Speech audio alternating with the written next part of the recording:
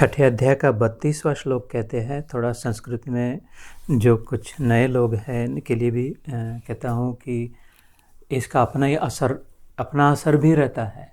जैसे एक बार उदाहरण दिया था, जैसे कल माधी ने 2-3 दिन पहले घी से घर में घी बनाया, तो अभी वो रखा है, 3 दिन रखती है वो सब जो भी प्रोसीजर, उसके बाद फिर वो तपेले से दूसरे तपेले में डालेगी, है ना, अलग से।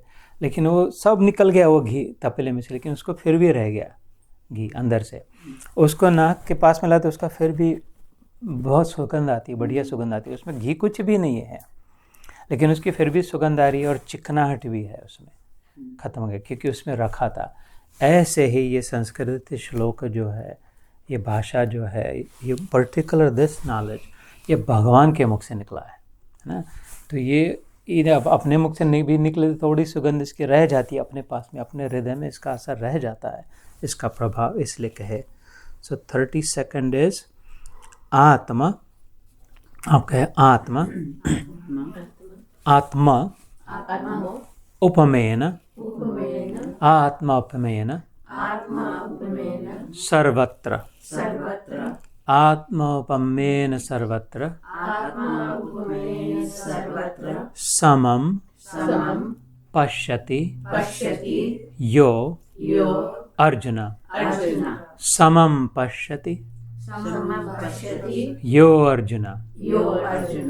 आत्मा मतलब अपने आप में, है ना।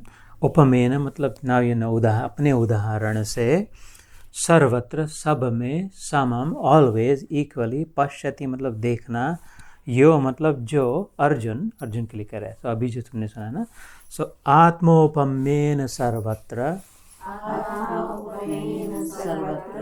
आत्मा उपमेन नहीं, आत्मोपमेन सर्वत्र समम पश्यति यो अर्जुन। सुखम वा यदि वा दुःखम, सुखम वा यदि वा दुःखम, सुखम वा यदि वा दुःखम, मतलब सुख हो दुख हो दोनों में, है ना।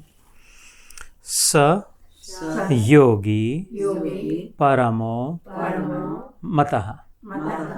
वो तो इसमें क्या कहा, जो सुख में दुख में सब समान देखते हैं।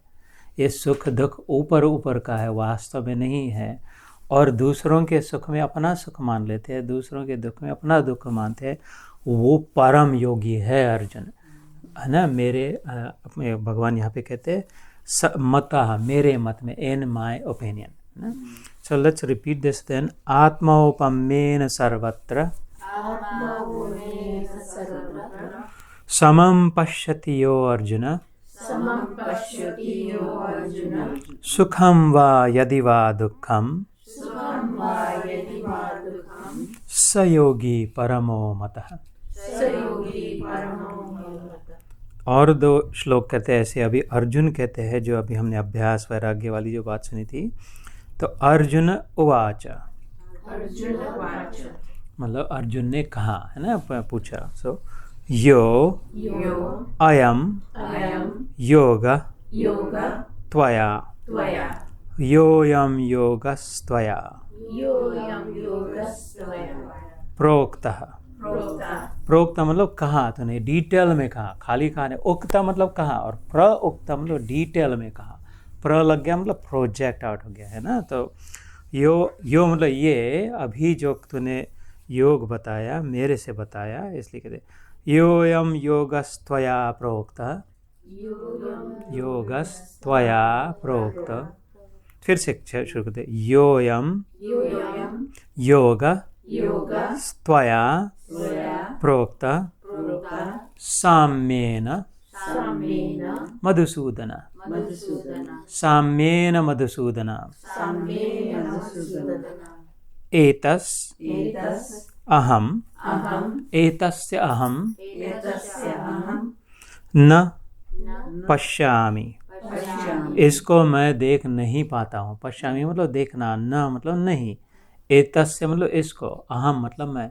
आई cannot see this working for me. एतस्याहं न पश्यामि, एतस्याहं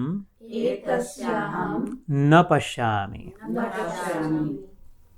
चंचलस्त्वात् स्थितिं स्थिराम, क्योंकि मेरा मन चंचल है, इसको स्थित होते हुए मैं I cannot see my mind stabilizing, है ना।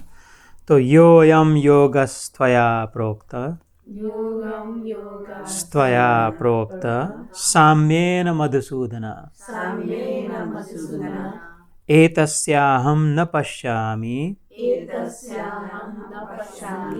चंचलस्त्वां स्थितिं स्थिराम। और आज का आखिरी का श्लोक ये थोड़ा आसान है। चंचलम हि मनः, चंचलम हि मनः कृष्ण, क्यों कहते कृष्ण मेरा मन चंचल है ना, किसका नहीं है ना। चंचलम हि मनः कृष्ण प्रमाथि बलवद दृढ़म, मतलब मेरे को जबरदस्ती खींच के ले जाता है। बलवद मतलब बलवान है मेरा मन मेरे से, दृढ़ है मतलब पक्का है, मानता नहीं, दिल है कि मानता नहीं। मुश्किल बड़ी है ना, ये जानता नहीं है, ऐसी बात नहीं है एक्चुअली। गीता कहती है ना। तो प्रमाथि बलवद दृढ़म, प्रमाथि बलवद दृढ़म। सो फिर से कहे इसको, चंचलम ही मनः कृष्ण प्रमाथि बलवद दृढ़म, तस्य अहम निग्रहम मन्ये, तस्याहम निग्रहम मन्ये वायोरिव। क्या वायु इव, मतलब वायु जैसा, वायोरिव सु दुष्करम। दुष्कर मतलब बहुत मुश्किल, और सुदुष्कर मतलब बहुत ही मुश्किल, है ना, सुदुष्करम। सो इस श्लोक को एक बार फिर से कह के आज विराम देते हैं। चंचलम हि मनः कृष्ण प्रमाथि बलवत् दृढ़म, तस्याहं निग्रहं मन्ये वायोरिव सुदुष्करम। तभी 3 श्लोक कहे, इसका घी अभी थोड़ा रह ही जाएगा मन में, कहीं ना कहीं याद आएगी। मैं गारंटी से कहता 100%। अगर ये नहीं हुआ, कुछ न कुछ मतलब ये श्लोक याद रहे न रहे, लेकिन इसकी भावना याद आएगी। और है ना, घी रहे न रहे, उसकी सुगंध रहेगी, उसकी चिकनाहट रहेगी, and that is the point.